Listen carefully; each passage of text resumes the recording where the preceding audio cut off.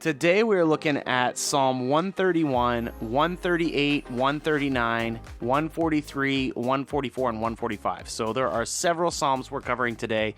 So actually the first Psalm that I want to spend talking about is the shortest one that we're going to cover today, Psalm 131. It's only 3 verses. And it's basically about having your heart content in God's presence. Verse 2 says, I have calmed and quieted my soul. Like a weaned child with its mother, like a weaned child is my soul within me. O Israel, hope in the Lord from this time forth and forevermore.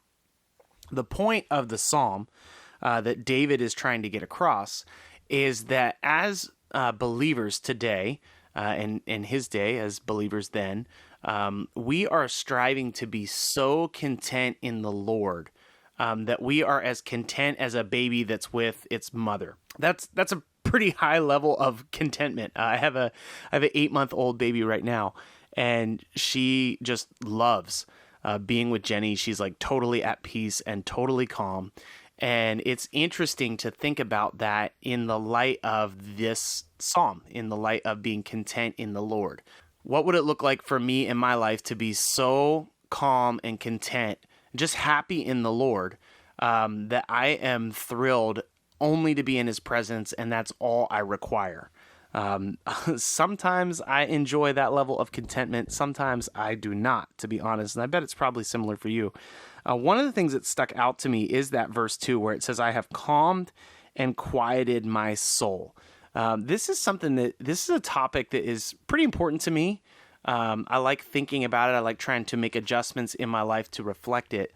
We live in like a super noisy environment. If you try to think about times when you have been in complete quiet, I bet they're hard to find. One of the things that I have noticed being a youth pastor in student ministry for a long time at this point, students, when you create spaces where there is total quiet, they get really uncomfortable really quickly. I know sometimes when we do retreats, we'll build in some quiet time where it's like no phones, no activities, just a Bible, and like go out and sit in a field or something. And it's tough. It's tough to do. And I know there's challenges with attention spans and all that kind of stuff. But I think because we are in such a noisy space, because our lives are so busy, because we're just constantly hurried, I think it's difficult for us to deal with silence and quiet. And that is why I think it is so important to put in your lifetimes of silence and quiet. When I was at Lancaster Bible College, I was in their master's program, and they had a spiritual formation class. And part of it was diving deep into different kinds of spiritual disciplines. And one of them was silence and solitude. And I remember thinking that discipline was dumb. I was not looking forward to diving into that particular topic. I didn't think it was necessary for me. I just thought it was kind of a waste of time. And one of the things that I came to discover through the course of that class was that I'm a particularly achievement-driven person. I don't get my worth and value from achievement. I think I have like a healthy perspective of it, but I love accomplishing things. I love creating new things. I like thinking through ways to do something better. So I have a pretty strong like bias for action, and I want to get things done. And so one of the things that can be really helpful when it comes to spiritual formation for people like me is silence and solitude, where you refuse to do things. You actually refuse to allow your mind to even think about accomplishing things. And you do exactly what Psalm 131 verse 2 says. You calm and you quiet your soul before God. So part of the requirements of that class was an actual silent retreat. Like we had to go away and be silent. For the case of the class, it was like for a full day, which was incredibly painful for me at first. It was kind of open with how you wanted to do it. So I went to this place. There's actually places that allow this, like it's like they're kind of a ministry. And so I went to a place here locally where they just allow people to do silent retreats. You have to leave your phone at the front. And sometimes there's like a binder of things you can work through or things you can think through, different scriptures you can read. And I remember the morning was awful because I just felt like I was wasting so much time. But by the afternoon, I kind of like had a breakthrough, I guess, realizing how valuable silence and solitude was for me. because it was really great to clear my head and reflect, for me, what the Lord had been doing in my life. That particular day, I was thinking about what the Lord had been doing in my life over the span of my lifetime. Now, when I practice silence and solitude, I try to think back over what the Lord has been doing in my life that particular week. Or sometimes if I'm not quite in practice, it might be that particular month. But it's really helpful, because if I don't make space to do that, I just plain don't do it. And then I don't think through ways that God has provided for me, God has cared for me, God has loved me, God has been gracious to me. And when I'm out of the practice of doing that, I oftentimes just forget those things. So I find myself becoming a lot more achievement driven. I find myself becoming a lot more ambitious, a lot more selfish, when I do not take time to quiet my soul. So I don't know that it's for everybody necessarily. I just know that I resonate with intentional time of quiet, and I love it. And so it's something that I try to build into my life on purpose.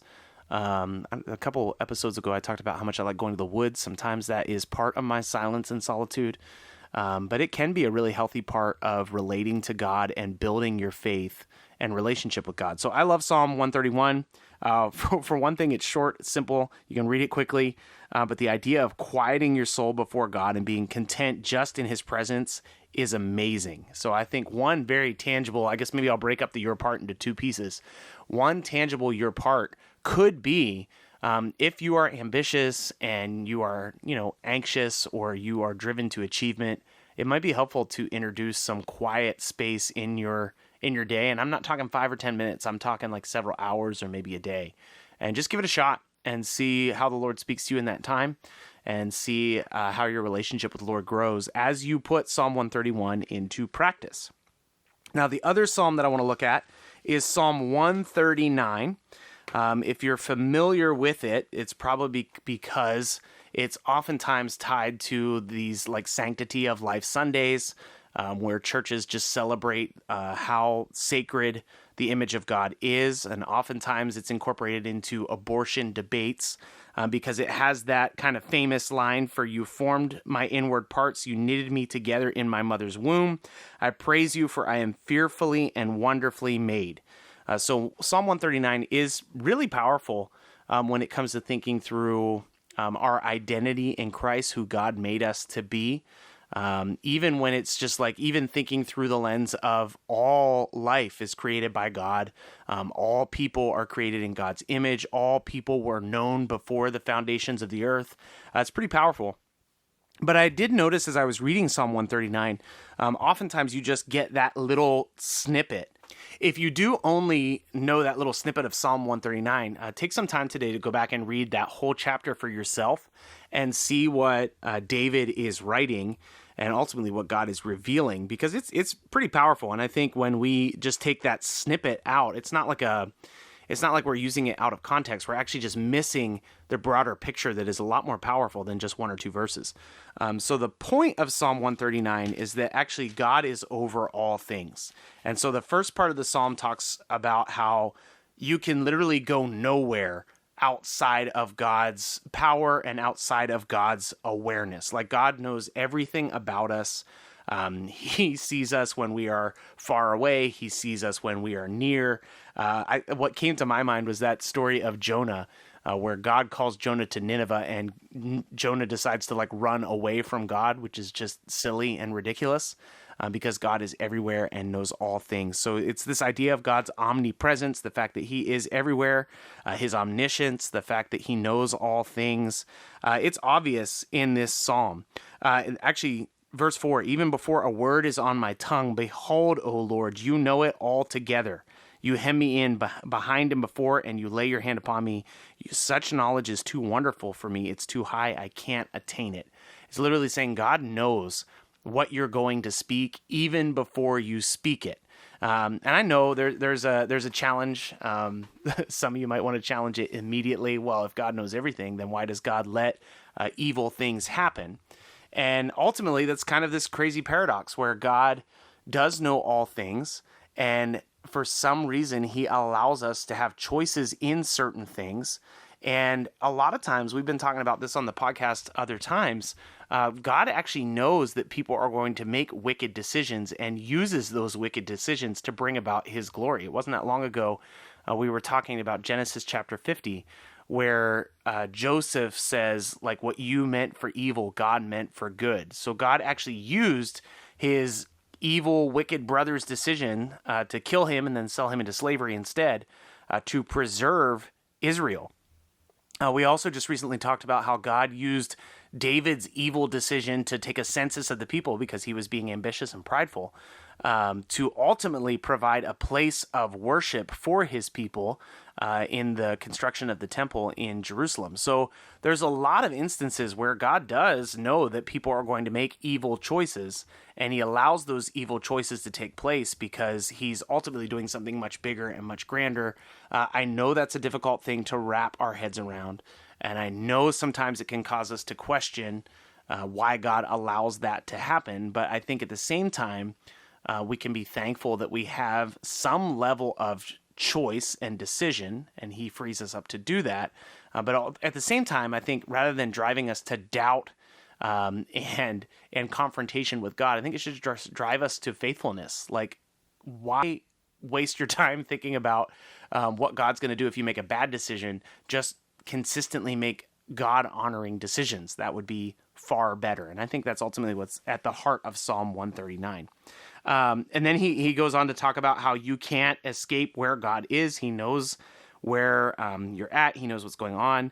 He talks about how you can never be in a place that's too dark for God because everywhere God is light, which is encouraging. If you are currently in kind of a dark place, if you think that you're surrounded by difficult things or challenging things, just know that God is with you. God sees you. God understands where you're at, and he brings light into that situation. Then we go into this series, starting in probably like verse 13, about what it means to be knit together as a child in the womb. So this is another psalm. There's actually more than one psalm that points out the importance of life in the womb. And this psalm is one of those. One interesting thing that I'm reading about is verse 14 says, I praise you, for I am fearfully and wonderfully made. You've probably heard exactly that quotation before. There is an issue with the way the Hebrew is translated, to where it could mean I am fearfully and wonderfully made, or it could mean I am fearfully and wonderfully set apart. Kind of in the same instance of Israel being set apart as God's chosen people to be a priesthood. It doesn't really change the meaning of the psalm either way. If you see it as set apart, it actually just brings even more weight to being a follower of God and worshiping Yahweh, the God of Abraham, Isaac, and Jacob, because it does show that we have been set apart for a purpose. It brings to mind Ephesians 2. That we were chosen before the foundations of the world for good things because we are God's masterpiece. So these couple of verses just talk about how important children are in the womb before they're born, and ultimately how God knows them and has a purpose for them at that time.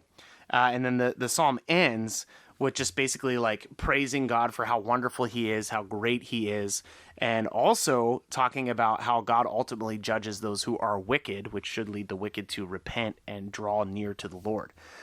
So Psalm 139, I mean, if you've been in church world for a long time, you've heard this psalm before.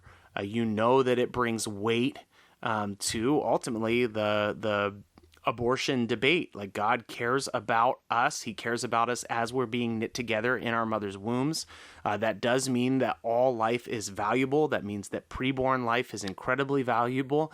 And it means that any steps we take to stop that or ultimately to murder that unborn child is a sin against God. And so this psalm ultimately helps believers, helps Christians understand the importance of life. And I think it should drive Christians to understand the importance of life in all situations and all scenarios. Obviously, we believe abortion is wrong, but there's many other places in just life and culture where we should uphold the importance of life And it's because we've all been made in the image of God. Everybody, people you like, people you don't like, people who honor God, people who don't honor God, carry God's image with them. And so that means there is a certain level of value for all life, and we should uphold that value. So that's kind of my takeaway from today. Probably a your part. I said I would split that into two pieces. A your part in the Psalm 139 lens is to realize that there is nowhere you're going to go that God is not there. God is caring for you at all times. He's looking out for you at all times. He's with you at all times. He knows your thoughts, and he can help you and care for you. And ultimately, God cares for all people in a similar way. And so we should uphold and defend the sanctity of life in every avenue we can. So I encourage you to do so. So we'll be back again tomorrow. Thanks so much for listening to God's Plan, Your Part. If anything stuck out to you, if you have any questions, or if you'd like to receive a Bible, you can email us at godsplanyourpart@gmail.com. Also, if you're enjoying the podcast, please consider supporting us through the link in our description. We love that you're on this journey with us, and we hope you have a great day. See you tomorrow.